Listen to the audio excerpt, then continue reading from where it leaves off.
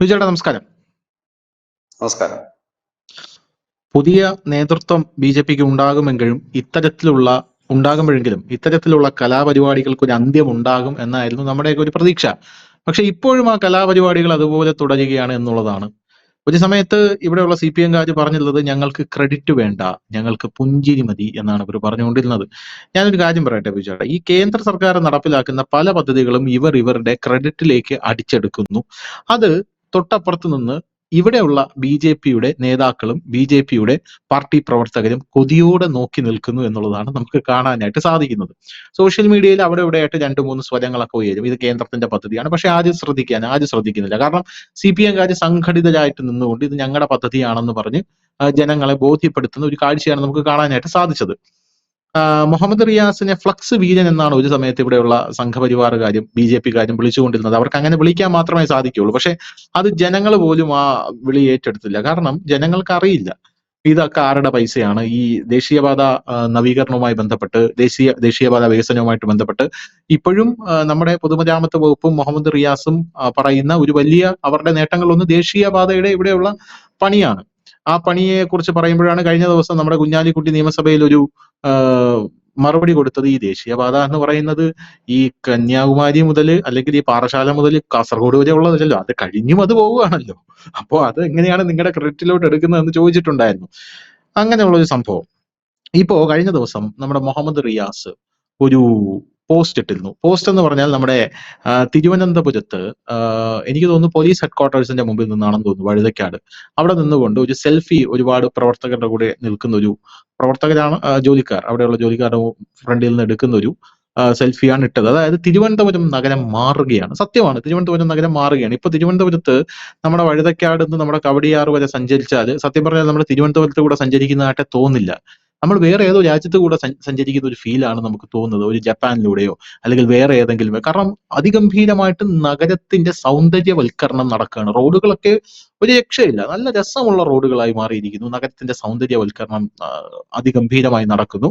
നല്ല രീതിയിലാണ് കാര്യങ്ങൾ മുന്നോട്ട് പോകുന്നത്. അപ്പോ ഇതിന്റെ ക്രെഡിറ്റ് ഇപ്പോ മുഹമ്മദ് റിയാസ് അടിച്ചെടുക്കുന്ന ഒരു കാഴ്ചയാണ് നമുക്ക് കാണാൻ സാധിക്കുന്നത്. പക്ഷെ കഴിഞ്ഞ ദിവസം ഞാനൊരു റിപ്പോർട്ട് വായിച്ചു നോക്കി. ഇത് കണ്ടതുകൊണ്ട് മാത്രം ഞാൻ എടുത്ത് നോക്കിയതാണ്. നമ്മുടെ കേന്ദ്ര സഹായത്തോടെ സംസ്ഥാനം നടപ്പിലാക്കുന്ന അമൃത് പദ്ധതിയാണിത്. ഇത് കേന്ദ്ര സഹായത്തോടെ സംസ്ഥാനം നടപ്പിലാക്കുന്ന പദ്ധതിയാണ്. അമൃത് പദ്ധതി എന്നാണ് ഇതിന്റെ പേര്. ഇതിന്റെ കാലാവധി കഴിഞ്ഞ് അവസാനിച്ച് ഒരു വർഷം കഴിഞ്ഞിട്ടും നമ്മുടെ സർക്കാർ ഇനിയും 947.91 കോടി രൂപയുടെ പദ്ധതികൾ ഇനിയും പൂർത്തിയാക്കാനുണ്ട് എന്നാണ് ഈ റിപ്പോർട്ടിൽ പറയുന്നത്.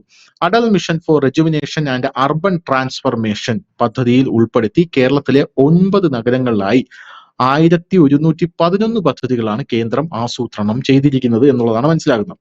ഇതിനകത്ത് ജലവിതരണമുണ്ട്, മലിനജല സംസ്കരണമുണ്ട്, കാന നവീകരണമുണ്ട്, നഗര ഗതാഗതമുണ്ട്, നഗര സൗന്ദര്യവൽക്കരണമുണ്ട്.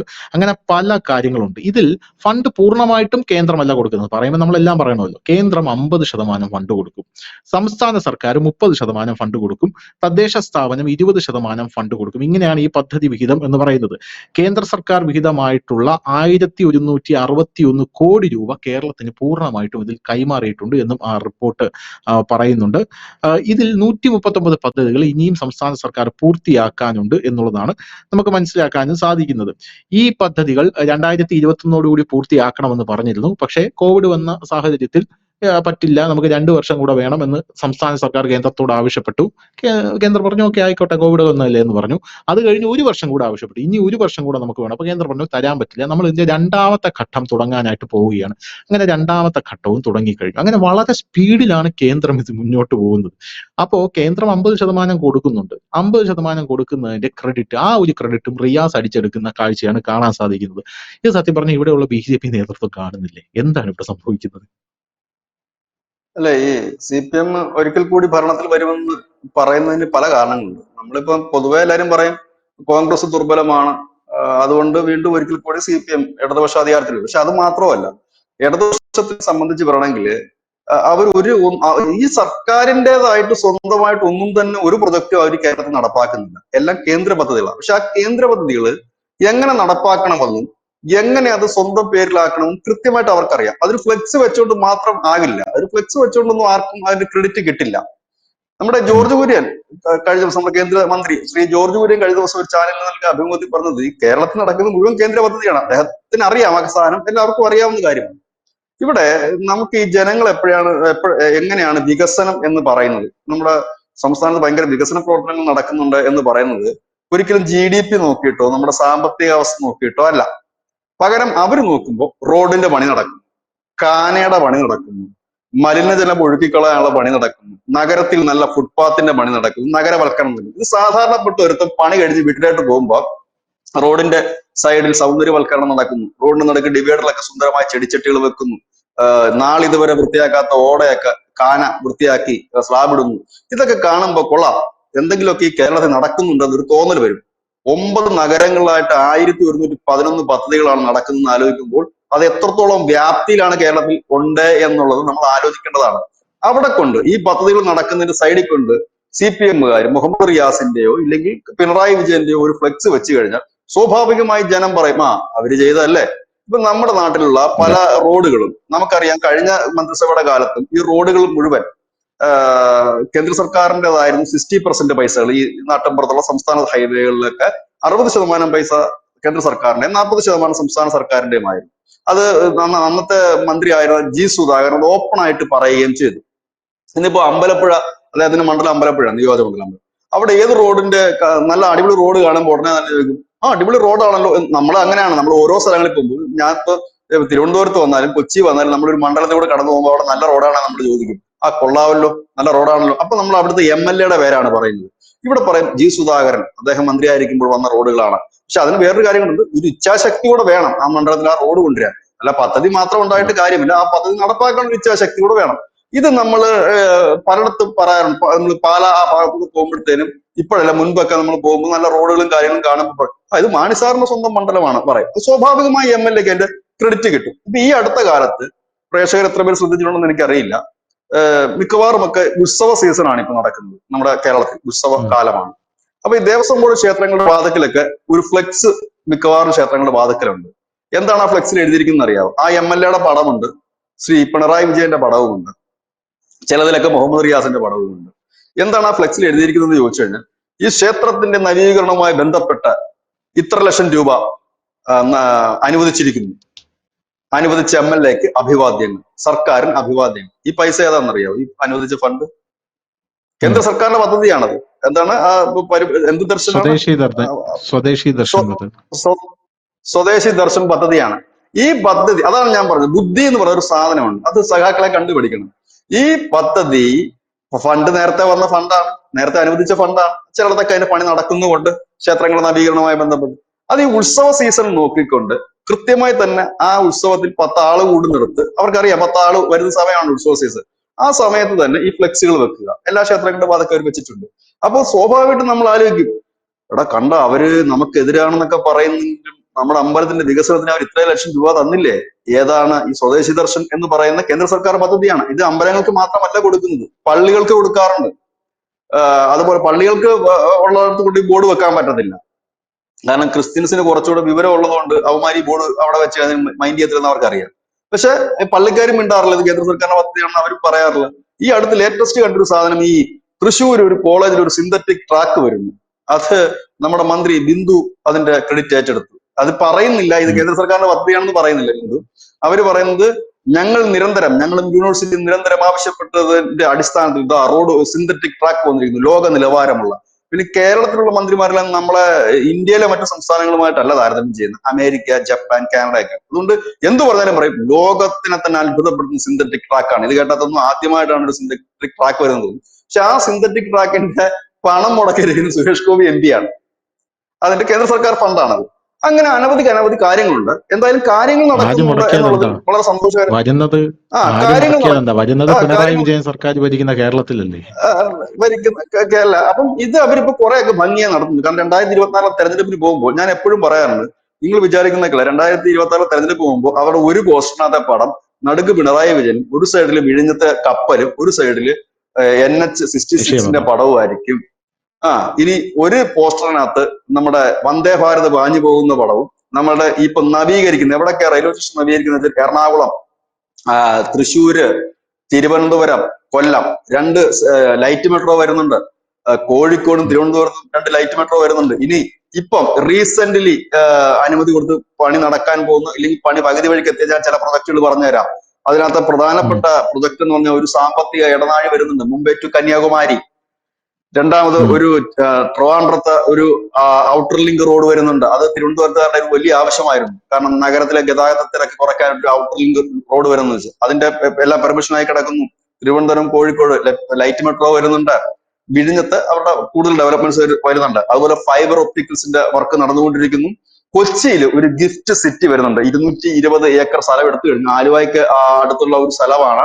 അയ്യമ്പുഴ എന്ന് പറയുന്ന സ്ഥലത്താണ് അത് സ്ഥലം ഏറ്റെടുത്തിരിക്കുന്നത്. അപ്പൊ ആ സ്ഥലത്ത് 220 ഏക്കറിനകത്ത് ഈ പറഞ്ഞ ഗിഫ്റ്റ് സിറ്റി എന്ന് പറഞ്ഞാൽ നമ്മുടെ ഇന്ത്യയിലെ വിവിധ നഗരങ്ങളിലുണ്ട്. അതായത് ഈ സാമ്പത്തിക വ്യാവസായിക കേന്ദ്രമാണ്. ഈ എന്താ പറയുന്നത്, വൻകിട കമ്പനികൾ ഒക്കെ വന്നിട്ട് അവർക്ക് അവരുടെ കമ്പനികൾ സ്ഥാപിക്കാൻ നടത്തിക്കൊണ്ട് പോകാനും ഒക്കെ ഉള്ള ഒരു സ്ഥലം. അതുപോലെ തന്നെ പാലക്കാട് ഒരു വർഷം മുമ്പായിരുന്നു അവിടെ ഒരു വ്യവസായ ഹബ്ബ് അവർ ആരംഭിച്ചത്. ഇതെല്ലാം കേന്ദ്ര സർക്കാരിന്റെ പദ്ധതികളാണ്.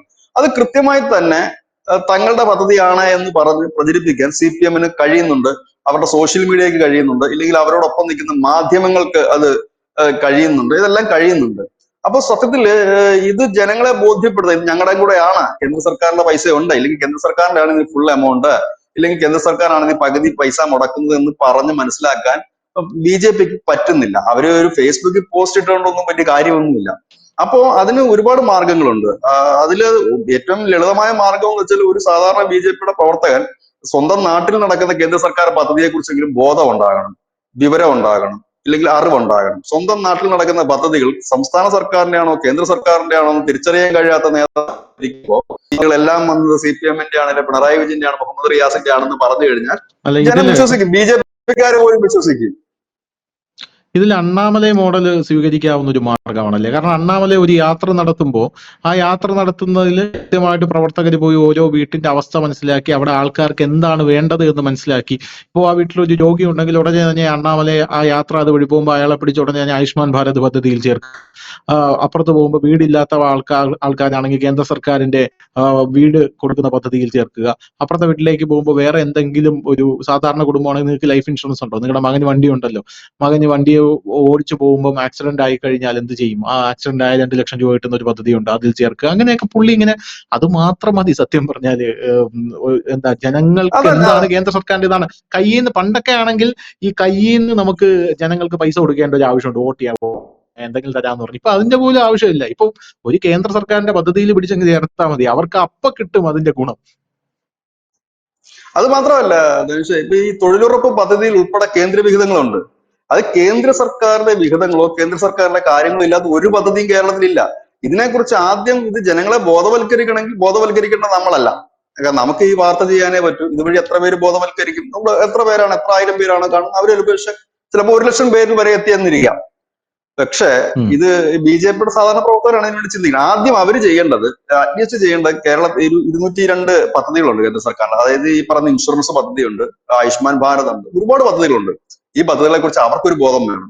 രണ്ട്, സ്വന്തം നാട്ടിൽ നടക്കുന്ന പദ്ധതി കേന്ദ്ര സർക്കാരിന്റെ ആണോ സംസ്ഥാന സർക്കാരിന്റെ ആണോ എന്ന് അറിയാനുള്ള ഒരു ഇത് വേണം. ഇതൊക്കെ അറിയാൻ വലിയ തലപുകയ്ക്കേണ്ട കാര്യമൊന്നുമില്ല. ഇനി ഒട്ടും നമുക്ക് ഒരു വഴിയും നമുക്കത് അറിയുന്നില്ല എന്നുണ്ടെങ്കിൽ വിവരാവകാശം വെച്ചുകഴിഞ്ഞാൽ കൃത്യമായിട്ട് അറിയാം എത്ര രൂപ ഫണ്ട് വന്നിട്ടുണ്ട്, ആരുടെയൊക്കെ ഫണ്ടാണ് കൂടുതൽ, ഇവിടെയൊക്കെ ചെയ്യാം. അപ്പോ ഈ തെരഞ്ഞെടുപ്പ് എടുക്കുമ്പോൾ മാത്രം പോസ്റ്റർ അടിച്ചാലും ഫ്ലെക്സ് ചെയ്താലും വോട്ട് വരില്ല. ഇതൊക്കെ കൊണ്ടാണ് ഇടതുപക്ഷം വീണ്ടും വരും എന്ന് പറയുന്നതിന്റെ കാര്യം. വിസിബിൾ ആയിട്ടുള്ള ചില വികസനങ്ങൾ അവർ നടത്തുന്നുണ്ട്. ഇതെല്ലാം കേന്ദ്ര സർക്കാർ ഫണ്ടിന്റെ കൂടെ സഹായത്താലും ഈ ഫണ്ടിന്റെ പ്രത്യേകതകളുണ്ട്. കേന്ദ്ര സർക്കാരിന്റെ വിഹിതങ്ങൾ എല്ലാ പദ്ധതിക്കും അവർ മുൻകൂർ തന്ന് കൊടുത്തു കഴിഞ്ഞിരിക്കുകയാണ്. ഓൾറെഡി അവർ നൽകി കഴിഞ്ഞു, ആ ഫണ്ടുകളെല്ലാം നൽകി കഴിഞ്ഞിരിക്കുന്നു. ഇനി ബാക്കിയുള്ള ഫണ്ട് കേരള സംസ്ഥാനത്തിന്, അവിടെയാണ് ഈ ഇഴച്ചിൽ കാണുന്നത്. അവിടെയാണ് ഈ കേന്ദ്ര സർക്കാരിന്റെ പൈസ കൊണ്ടുള്ള പരിപാടിയൊക്കെ ഒരു പരുവത്തിലൊക്കെ തീർത്തിട്ടുണ്ട്. ബാക്കിയുള്ള ഇഴച്ചിൽ കാണുന്ന ഇങ്ങനെയുള്ള കാര്യങ്ങളാണ്. ഇപ്പൊ ഇങ്ങനെയൊക്കെ ഉള്ള ഒരുപാട് കാര്യങ്ങൾ. അതുപോലെ തന്നെ ചില കേന്ദ്ര പദ്ധതികള് മുടക്കം അവർ വരുത്തുകാറുണ്ട്. ഇപ്പൊ ഈ അടുത്ത് ഇന്ന് കണ്ട ഒരു വാർത്തയുണ്ട്. അതിനകത്ത് തൃശ്ശൂര് ഒരു ചെറിയ വഴിയുടെ ഒരു പ്രശ്നമുണ്ട്. ആ വഴി MP ഫണ്ടിൽ നിന്ന് വഴി ചെയ്യാമെന്ന് സുരേഷ് ഗോപി പറയുന്നു. പക്ഷെ പഞ്ചായത്ത് എതിർക്കുകയാണ്. പഞ്ചായത്ത് പറയുന്നത് അതിന്റെ ആവശ്യമില്ല, സ്ഥലം MLA ഫണ്ട് കൊടുക്കാന്ന് പറയുന്നു. MLAയും ഫണ്ട് കൊടുത്തിട്ടില്ല. അപ്പൊ പറയുന്നത് MLA, അപ്പം പഞ്ചായത്ത് പ്രസിഡന്റിന്റെ ബൈറ്റ് വരുമ്പോൾ പഞ്ചായത്ത് പ്രസിഡന്റ് പറഞ്ഞു MLA MPയും തന്നില്ലെങ്കിൽ പഞ്ചായത്ത് നേരിട്ട് നടത്തും എന്ന് പറഞ്ഞു. ആര് നടത്തിയാലും കുഴപ്പമില്ല, ഒരു വഴി വേണ്ടേ? അപ്പൊ ഇവർ ഈ വഴി എന്തിനാണ് ഇവർ പറയുന്ന റീസൺ? നാഷണൽ ഹൈവേയുടെ പണി നടക്കുന്നതുകൊണ്ട് വഴി അങ്ങോട്ട് വെട്ടുക ബുദ്ധിമുട്ടാണെന്നാണ്. ഇവരതല്ല ഉദ്ദേശിക്കുന്നത്. 2026 ആകുമ്പോഴേക്കും അവിടെ കൊണ്ട് കുറെ ടാറ് വെറുതെ ഒഴിച്ച് വെടിപ്പാക്കി ഒരു തല്ലിപ്പുള്ളി റോഡ് അവിടെ ഉണ്ടാക്കിയിടും. പക്ഷെ അതും വോട്ടായി മാറും. 80 കുടുംബങ്ങളാണ് അവിടെ സമരം ചെയ്തത്. അതും വോട്ടായി മാറാനുള്ള സാധ്യതയുണ്ട്. അപ്പൊ ഞാൻ പറഞ്ഞില്ലേ, നമ്മൾ എന്ത് ചെയ്യുന്നു എന്നല്ല, അത് എങ്ങനെ ജനങ്ങളിലേക്ക് എത്തിക്കുന്നു എന്നുള്ളതാണ്. എപ്പോഴും വികസനം എന്ന് പറഞ്ഞു കഴിഞ്ഞാൽ സാമ്പത്തിക ശാസ്ത്രജ്ഞരൊന്നും അല്ല ജനങ്ങൾ, സാധാരണ ജനങ്ങൾ. അവർക്ക് എന്ത് വിസിബിൾ ആയിട്ടിരിക്കുന്നു അതിനാണ് അവർ കൂടുതൽ മേൽക്കൈ നൽകുന്നത്. എന്തുകൊണ്ടാണ് പിണറായി സർക്കാർ രണ്ടാമതും അധികാരത്തിൽ വന്നതെന്ന് ചോദിച്ചാൽ, കോവിഡ് കാലത്ത് അവരും അവരുടെ പാർട്ടിക്കാരും ചെയ്ത ഒരു കാര്യമുണ്ട്. എന്തൊക്കെ പറഞ്ഞാലും നമുക്കത് ഒരു ഭാഗത്തൂടെ അവർ വലിയ കുത്തിത്തിരിപ്പുണ്ടാക്കി. നരേന്ദ്രമോദിക്കെതിരായി വലിയ പ്രചരണമായിരുന്നു നടത്തി. ജയിലിൽ കൂടെ ബോഡി ഒഴുകുന്നു, പിന്നെ അതില്ല ഇതില്ല, മാങ്ങ തൊലിയില്ല, ഭയങ്കര ബഹളം അവർ ഉണ്ടാക്കിയെങ്കിൽ പോലും കൃത്യമായി തന്നെ അവരുടെ സഖാക്കളെ ഉപയോഗിച്ചുകൊണ്ട് മറ്റേ സർവീസ് ഉണ്ടല്ലോ, ഏതാ ഈ കോവിഡ് കാലത്ത് ഭക്ഷണം നൽകലും കോവിഡ് സെന്ററുകളിൽ കൊണ്ടുപോകുന്നു, അങ്ങനെയൊക്കെ കിറ്റ്, അത് പാർട്ടി പ്രവർത്തകരെ കൊണ്ട് ഇത് ചെയ്യിക്കുന്നു. സർക്കാർ കിറ്റ് കൊടുക്കുന്നു. എവിടെ പോയി വോട്ട്? ആ ഒരു കിറ്റിന്റെ പുറത്ത് വോട്ട് കൊടുത്തില്ലേ? മലയാളികൾ ഒരു കിറ്റിൽ, പ്രബുദ്ധരായ മലയാളി, ലിറ്ററസി 100% മലയാളി കിറ്റിൽ വീഴുമെന്ന് വെച്ചാൽ കിറ്റല്ല, ഒരു വിഷം കൊടുത്ത, എലിവിഷം കൊടുത്താൽ അതിലും വീഴും. കാരണം ജനത്തിന്റെ ഒരു സൈക്കോളജി അതാണ്. കാരണം അവന് എന്ത് കിട്ടുന്നു എന്നാണ് അവൻ ആദ്യം നോക്കുന്നത്. അങ്ങനെ കിട്ടുന്ന ഒരുപാട് പദ്ധതി സെൻട്രൽ ഗവൺമെന്റിന്റെ കയ്യിലുണ്ട്. അതുകൊണ്ടൊക്കെ തന്നെയാണ് ഈ BJP പല സംസ്ഥാനങ്ങളും ജയിച്ചു കയറുന്നതിന്റെ കാര്യം അതൊക്കെ തന്നെയാണ്. അപ്പോൾ അതൊന്നും. രണ്ടാമത്തെ ഒരു കാര്യം എന്ന് പറഞ്ഞു കഴിഞ്ഞാല്, ഈ സാധനങ്ങൾ ജനങ്ങളുടെ ഇടയിൽ എത്തിക്കുന്നതിന് ഈ ഇടതുപക്ഷത്തിന് വലിയ മിടുക്കാണ്. കാരണം അതിനുള്ള സംവിധാനം അവർക്കുണ്ട്. സോഷ്യൽ മീഡിയ ആയാലും നവമാധ്യമങ്ങളായാലും യൂട്യൂബ് ചാനൽസ് ആയാലും മറ്റു ചാനലുകൾ ഉപയോഗിച്ചുകൊണ്ട് കൃത്യമായി തന്നെ അത് അവർക്ക് എത്തിക്കാനുള്ള സംവിധാനമുണ്ട്. ആ സംവിധാനങ്ങൾ വഴി അവർ കൃത്യമായി തന്നെ എത്തിക്കുന്നുണ്ട്. അത് മാത്രവുമല്ല, ചെറിയ ഒരു ഉദ്ഘാടനം പോലും വലിയ ആഘോഷമാക്കി മാറ്റാനും അവർ ശ്രമിക്കാറുണ്ട്. നമ്മുടെ നാട്ടിൽ നടക്കുന്ന പലതും കേന്ദ്ര സർക്കാരിന്റെ ഫണ്ട് കൊണ്ടാണ് പൂർത്തീകരിക്കുന്നത്. പക്ഷെ അവർ ചെയ്യുന്ന പണിക്ക് വലിയ ഉദ്ഘാടനം വരും. BJP-കാരനെ പോലും ആ ഏരിയയെ കാണത്തില്ല. കാരണം അവൻ അറിയില്ല ഇതെന്താ സംഭവം എന്നുള്ളത്. ഇവിടെ ഈ സംസ്ഥാന സർക്കാരിന്റെ മിനറൽസ് വകുപ്പിന്റെ ഒരു സർവേ നടന്ന് വലിയ വിവാദമായപ്പോൾ BJP-യുടെ മെമ്പറും നേതാവിനോടും ചോദിച്ചപ്പോൾ പറഞ്ഞു, മിനറൽസ് എന്നൊക്കെ പറഞ്ഞ കേന്ദ്ര സർക്കാരിന്റെ അല്ല, അതുകൊണ്ടാണ് ഞങ്ങൾ ഇടപെടാതിരുന്നത്. സംസ്ഥാന സർക്കാരിന്റെ ഒരു പ്രൈവറ്റ് ഏജൻസിയാണ് മിനറൽസ് എന്ന്. അവിടെ ഏജൻസിയുടെ പേരിനകത്ത് മിനറൽസ് ഉണ്ട്. ഈ പുള്ളി വിചാരിച്ചത് മിനറൽസ് എല്ലാം കേന്ദ്രത്തിന്റെ അല്ല, അതുകൊണ്ട് ഞാൻ ഇടപെട്ടില്ലെന്നാണ് പറഞ്ഞത്. അപ്പൊ ഇങ്ങനെയൊക്കെയുള്ള അറിവില്ലായ്മയുണ്ട്. അപ്പൊ അതിന് സംസ്ഥാന നേതൃത്വം ചെയ്യേണ്ട പണി ഇവർക്കൊക്കെ വിളിച്ചൊരു ക്ലാസ് കൊടുക്കുക. എന്തൊക്കെയാണ് കേന്ദ്ര സർക്കാരിന്റെ പദ്ധതികൾ, ഏതൊക്കെ മണ്ഡലത്തിൽ കേന്ദ്ര സർക്കാരിന്റെ പദ്ധതികൾ നടന്നു വരുന്നുണ്ട്, ഏതൊക്കെ മണ്ഡലത്തിൽ കേന്ദ്ര സർക്കാരിന്റെ പദ്ധതികൾ പൂർത്തിയായിട്ടുണ്ട്, ഏതൊക്കെ പഞ്ചായത്തിലാണ് ഇപ്പോൾ റോഡ് വെട്ടുന്നത് കേന്ദ്രത്തിന്റെ ആണോ സംസ്ഥാനത്തിന്റെ ആണോ. ഇത് വലിയ തലമുണ്ടാക്കേണ്ട കാര്യമില്ല. അതാത് മണ്ഡലത്തിലുള്ള നിയോജക മണ്ഡലം പ്രസിഡന്റുമാര് പോയിട്ട് വിവരാവകാശം ഇട്ട് കഴിഞ്ഞാൽ കൃത്യമായിട്ട് കിട്ടും അവരുടെ മണ്ഡലത്തിൽ നടക്കുന്ന ഓരോ കാര്യങ്ങളുടെ ഒന്നും കണക്കും വേണ്ട കാര്യവും. ചേട്ടാ. ഇപ്പോ സുരേഷ് ഗോപിക്ക് അത് കൃത്യമായിട്ട് അറിയാം. ഇപ്പൊ വിവരാവകാശം ഒന്നും വേണ്ട. ഇപ്പോ ഒരു ഗ്രാമത്തില് കേന്ദ്ര സർക്കാരിന്റെ ഒരു റോഡ് പോകണമെങ്കിൽ അത് കേന്ദ്ര സർക്കാരിന്റെ ഫണ്ട് ഉണ്ടോ എന്ന് അറിയാനായിട്ട് നേരെ ഗ്രാമീൺ സടക്ക് യോജന ആ സൈറ്റ് എടുത്ത് നോക്കിയാൽ മതി. അതിനകത്ത് എടുത്ത് നോക്കി കഴിഞ്ഞാൽ ഈ ഗ്രാമത്തിൽ എത്രയാണ് പോകുന്നത്, എത്ര ഫണ്ട് കൊടുത്തു, ഇനി എത്ര കൊടുക്കാനുണ്ട്, സംസ്ഥാന സർക്കാർ വല്ല ഇടുന്നുണ്ടോ എന്ന് കൃത്യമായിട്ട് അറിയാനായിട്ട് സാധിക്കും. അതുപോലെ തന്നെ ഇതെല്ലാം ഇപ്പൊ കൃത്യമായിട്ട് ഡിജിറ്റലാണ്. ഇപ്പൊ വിവരാവകാശത്തിന്റെ ആവശ്യം പോലും ഇല്ല, എല്ലാം ഡിജിറ്റലായി കഴിഞ്ഞു. ഈ ഡിജിറ്റലായി കഴിഞ്ഞു. പിന്നെ ഇപ്പൊ നമ്മുടെ മലയാളി വമ്പൻ സാക്ഷരത ഉണ്ട് എന്ന് പറയുമെങ്കിലും അവർക്ക് ഞാൻ മനസ്സിലാക്കിയിടത്തോളം ഈ ഓൺലൈൻ സൈറ്റ് ചെകഞ്ഞിട്ട് അതിനകത്തുനിന്ന് ഈ റെക്കോർഡിങ്സ് എടുക്കാനുള്ള കഴിവ് വളരെ കുറവാണ്. അതുകൊണ്ടാണ് ഇവിടെയുള്ള ആൾക്കാരെല്ലാം ഇവരെ ഇങ്ങനെ പറഞ്ഞു പറ്റിക്കുന്നത്. പ്രധാനമായിട്ടും ഈ കോവിഡിന്റെ സമയത്ത് വാക്സിന്റെ പ്രശ്നം വന്നപ്പോൾ ചേട്ടൻ ശ്രദ്ധിച്ചായിരുന്നു. ആദ്യം ഈ CPM-കാര് പറഞ്ഞത് 2000 കോടി രൂപ, തോമസ് ഐസക് അന്ന് വന്ന് പറഞ്ഞാണ് 2000 കോടി രൂപ ഞങ്ങളുടെ കയ്യിലുണ്ട്, ഞങ്ങൾ അത് ഇപ്പോഴങ്ങ് തരും, ഉടനെ നിങ്ങൾ വാക്സിൻ ഞങ്ങൾക്ക് തരണം, ഞങ്ങൾ എല്ലാവരുടെ ദേഹത്തും കുത്തിവെക്കും, കേരളം തുറക്കും, സാധാരണ പോലെ ജീവിക്കും. പിന്നെ ഇവര് വാക്സിൻ കേന്ദ്രം തരുന്നു എന്ന് പറഞ്ഞപ്പോ ഈ ഞങ്ങളുടെ കയ്യിൽ പൈസ ഇല്ല എന്ന് പറഞ്ഞ് സമരം ചെയ്തു. ആദ്യം 2000 കോടി രൂപ ഉണ്ടെന്ന് പറഞ്ഞതാണ്, ഞങ്ങളതിൽ പൈസ ഇല്ല എന്ന് പറഞ്ഞ് ഇവര് സമരം ചെയ്തു. ഇവര് സമരം ചെയ്തത് എന്തിനാണ്? വാക്സിൻ ഇവിടെയുള്ള ജനങ്ങൾക്ക് ഫ്രീ ആയിട്ട് കേന്ദ്രം കൊടുക്കുന്നില്ല എന്ന്. അപ്പൊ കേന്ദ്രം അത് പൈസക്കാണെന്ന് പോലും പറഞ്ഞിട്ടില്ല, വാക്സിൻ തരാന്നേ പറഞ്ഞിട്ടുള്ളൂ. മൂന്നാമത് കേന്ദ്ര സർക്കാർ ചെയ്തു 140 കോടി ജനങ്ങൾക്ക് ഫ്രീ ആയിട്ട് വാക്സിൻ കൊടുക്കാം എന്നുള്ളൊരു അനൗൺസ്മെന്റ് നടത്തി. വിപ്ലവമായിരുന്നു. ഈ അനൗൺസ്മെന്റ് വന്ന ഉടനെ ഇവരെന്ത് ചെയ്തു? ഇവർ ഈ സമ്പത്തിനെ പോലെയുള്ള ആൾക്കാരെല്ലാം അവരുടെ വീട്ടിന്റെ ഫ്രണ്ടിൽ ഒരു ഫ്ലക്സ് ബോർഡ് വെച്ചു, പിണറായി സർക്കാരിന് ഫ്രീ ആയിട്ട് വാക്സിൻ തരുന്ന പിണറായി സർക്കാരിന് അഭിവാദ്യം എന്ന് പറഞ്ഞ്. ഞാനാണെങ്കിൽ ഇങ്ങനെ തലയിൽ കൈ വെച്ചിരിക്കുക, ഈശ്വര ഇവിടെയുള്ള ജനങ്ങൾക്ക് ബുദ്ധിയും ബോധവും ഇല്ലേ. മെനങ്ങാനും നാലാന്ന് PK ശ്രീമതി ട്രെയിനിൽ പോയിട്ട് ഫേസ്ബുക്കിൽ ഒരു പോസ്റ്റ് ഇട്ടേക്കണം. അതിന്റെ താഴെ വന്നിട്ട് ഈ കമ്മിക്കൂട്ടങ്ങളെല്ലാം അഭിവാദ്യങ്ങൾ എന്ന് പറഞ്ഞ് കമന്റ്. ഞാൻ നോക്കിയപ്പം ഈ പി കെ ശ്രീമതി വലിയ കാലത്ത് എഴുതി കിട്ടിയേക്കാം, ഞാൻ ട്രെയിനിൽ ഇരുന്നപ്പോൾ ഒരു TTR വന്നു, TTR ഒരു വനിതയാണ്. അപ്പൊ എനിക്ക് അത്ഭുതം തോന്നി, അവര് വനിതയെ അത്ഭുതവും അഭിമാനവും തോന്നി. പിന്നീട് ഞാൻ ട്രെയിനിൽ നിന്ന് പുറത്തിറങ്ങാൻ നിന്നപ്പോ ഈ സിഗ്നലിൽ കൊടി വീശുന്നത് ഒരു വനിതയാണ്. കേരളം എന്ത് മാറ്റമാണ് ഈ മാറിയിരിക്കുന്നത്. വനിതകളൊക്കെ പൊതു ജോലിയിലേക്ക് വരികയാണ്, വലിയോട്ട് ഇറക്കുകയാണ്. ഇതങ്ങ് എഴുതി അതിന്റെ താഴെ ഒരൊറ്റ കമന്റ് പോലും ഇല്ല, ഇത് റെയിൽവേ എന്ന് പറഞ്ഞാൽ കേന്ദ്ര സർക്കാരിന്റെയാണ് എന്നൊരു അതിന്റെ താഴെ വന്ന അഭിവാദ്യങ്ങൾ സഖാവേ, ഇതാണ് ഞങ്ങളുടെ പിണറായി സർക്കാർ എന്ന് പറഞ്ഞു. അപ്പൊ ശരിക്കും ഒരു മണ്ടനാണോ അല്ലെങ്കിൽ ജനങ്ങളെ മണ്ടന്മാരാക്കാൻ വേണ്ടി ഇവര് മണ്ടനായിട്ട് അഭിനയിക്കുകയാണോ എന്ന് നമുക്കറിയില്ല. ഇപ്പൊ എനിക്ക് അതിനെപ്പറ്റി ഒരു ബോധ്യമുണ്ട്, റെയിൽവേയിൽ നിൽക്കുന്നത് സ്ത്രീകള് അത് കേന്ദ്ര സർക്കാരിന്റെ നിയമനമാണെന്ന്. അപ്പൊ ഒരു 100 കമ്മികൾ എന്റെ ചുറ്റും കൂടി നിന്നിട്ട് പിണറായി സർക്കാരിനെ അഭിവാദ്യം വിളിക്കുമ്പോ എനിക്കൊരു തോന്നൽ വരില്ലയോ, ഞാനും വിളിച്ചില്ലെങ്കിൽ ഇവരെന്ത് വിചാരിക്കും എന്നൊരു തോന്നുന്നു. അതിന് വേണ്ടി മണ്ടനായിട്ട് അഭിനയിക്കുകയാണോ എന്ന് എനിക്കറിയില്ല. അല്ല, അത് ഒരു ഗീബൽസ് തന്ത്രം എന്ന് പറയും. അതായത് ഹിറ്റ്ലറാണ് ഈ അതെ അതെ. ഗീബൽസ് തന്ത്രത്തിന്റെ ഒരു ഉപജ്ഞാതാവ് എന്ന് പറയുന്നത്. കാരണം ഉം. ഒരു കള്ളം പലവട്ടം പറഞ്ഞാൽ സത്യമായിടും. അദ്ദേഹം തന്റെ സൈനികർക്ക് കൊടുത്ത നിർദ്ദേശം എല്ലാ ദിവസവും നിങ്ങൾ 10 കള്ളമെങ്കിലും മിനിമം പറയണമെന്ന്. അദ്ദേഹം പറഞ്ഞ കള്ളം എന്ന് ഉം. പറഞ്ഞു കഴിഞ്ഞാൽ നമ്മുടെ സൈന്യം അങ്ങോട്ടേക്ക് എത്തുന്നു, നമ്മുടെ സൈന്യം ജയിച്ചു കയറി, നമ്മുടെ സൈന്യം അവരെ തകർത്തു എന്നിങ്ങനെ കള്ളം പറഞ്ഞുകൊണ്ടിരിക്കും. കള്ളം 10 ഉം. ഇങ്ങനെ ഡെയിലി പറഞ്ഞുകൊണ്ടിരുന്നാൽ അത് സത്യമായി നമുക്ക് തോന്നും, ഫീൽ ചെയ്യും. അതാണ് ചെയ്യുന്നത്. അതെ. ഇതിനേക്കാൾ കൗതുകകരമായ കാര്യം, കേരളം പ്രബുദ്ധരുടെ നാടാണ്, വലിയ വിദ്യാസമ്പന്നരുടെ നാടാണ്. അവിടെയാണ് ഈ കോവിഡ് കാലത്ത് നമ്മുടെ പിണറായി സർക്കാർ പറഞ്ഞു, ഞങ്ങൾ ക്യൂബയുമായിട്ട് ബന്ധപ്പെട്ടിട്ടുണ്ട്, ക്യൂബയുമായി ചേർന്ന് ആ ഞങ്ങൾ വാക്സിൻ ഉണ്ടാക്കും, 5 ഫാക്ടറികൾ കേരളത്തിൽ തുടങ്ങും എന്ന് പറഞ്ഞു. ഈ ക്യൂബ അതെ അതെ പറഞ്ഞു അതെ. കിടന്നപ്പം ഈ സഖാക്കന്മാരാണ് 10-15 വർഷം മുമ്പ് ഇവിടുന്ന് പിരിച്ചിട്ട്, ധനുഷിന് ഓർമ്മയുണ്ടോ എന്ന് അറിയത്തില്ല, പണ്ട് ക്യൂബയിലേക്ക്, അത് വേറൊരു തമാശയാണ്, ക്യൂബയിലേക്ക് ഇവിടുന്ന് അരി കയറ്റി വെച്ച് സഖാക്കൾ CPM-മാര് പിരിച്ച് അവിടെ പട്ടിണിയാ, ഉം. ക്യൂബ പട്ടിണിയായപ്പോ ആ സമയത്ത് അവിടെ നടന്ന ഒളിമ്പിക്സിൽ ഇന്ത്യൻ ഗുസ്തി താരങ്ങളെ, ബോക്സിംഗ് താരങ്ങളെ ക്യൂബ ഇടിച്ച് താഴെയിട്ട്. അന്നൊരു കമന്റ് വന്നത്, ഉം. അവർ എഴുന്നേറ്റ് നിൽക്കാൻ പോലും ആവതില്ലായിരുന്നു, നമ്മളെ ഇന്ത്യയിൽ നിന്ന് അരി ഉം. കൊടുത്തിട്ടാണ് അവർ എഴുന്നേറ്റ് നിന്നത്, അവരുടെ ഒറ്റയടിക്ക് ഇന്ത്യക്കാരൻ താഴെ വീണു ഒരു കമന്റ് ഒക്കെ വന്നിരുന്നു. അപ്പൊ ആ ക്യൂബയ്ക്ക് ഈ മരുന്ന് കൊടുത്ത് ആ ക്യൂബയിൽ നിന്ന് അതിനൊക്കെ എന്താ ഇത് പറയാനുള്ള കാരണം എന്ന് പറയാം, അതാ ഞാൻ പറഞ്ഞത്, അവർ കൃത്യമായിട്ട് അത് ഉപയോഗിക്കുന്നുണ്ട്. അത് പറയാനുള്ള കാരണം, നമ്മുടെ ഈ വാക്സിൻ ഉണ്ടാക്കുന്നതിനുള്ള റോ മെറ്റീരിയൽ ആവശ്യമായിരുന്നു. അപ്പോൾ അന്ന് പത്രങ്ങളിലൊക്കെ പറഞ്ഞിരുന്നു, ഈ റോ മെറ്റീരിയൽസ് വരുന്നത് കൂടുതലും ബ്രസീല്, ക്യൂബ തുടങ്ങിയ രാജ്യങ്ങളിൽ നിന്നാണ് വരുന്നത്. അപ്പൊ ഇവരിങ്ങനെ സഖാക്കന്മാർ പത്രം എടുത്ത് നോക്കിയപ്പോൾ അവർക്ക് പറ്റുന്ന രാജ്യങ്ങൾ, ബ്രസീല് ഇടതുപക്ഷത്തിന് ചെറിയ ഇതുള്ള രാജ്യമാണ്. അങ്ങനെ ഉം. നോക്കുമ്പോൾ വേറെ രാജ്യങ്ങൾ, ക്യൂബ ആകുമ്പോൾ എളുപ്പത്തിൽ പറയാം, കാരണം കമ്മ്യൂണിക്കേഷൻ ഇല്ല ഇന്ത്യയിൽ ആർക്കും, അല്ലെങ്കിൽ കേരളത്തിൽ ആർക്കും അതിനെക്കുറിച്ച് ഉം. വലിയ ധാരണയില്ല. പണ്ടോട്ട സഖാക്കളുടെ അടുത്ത രാജ്യം ക്യൂബയാണ്.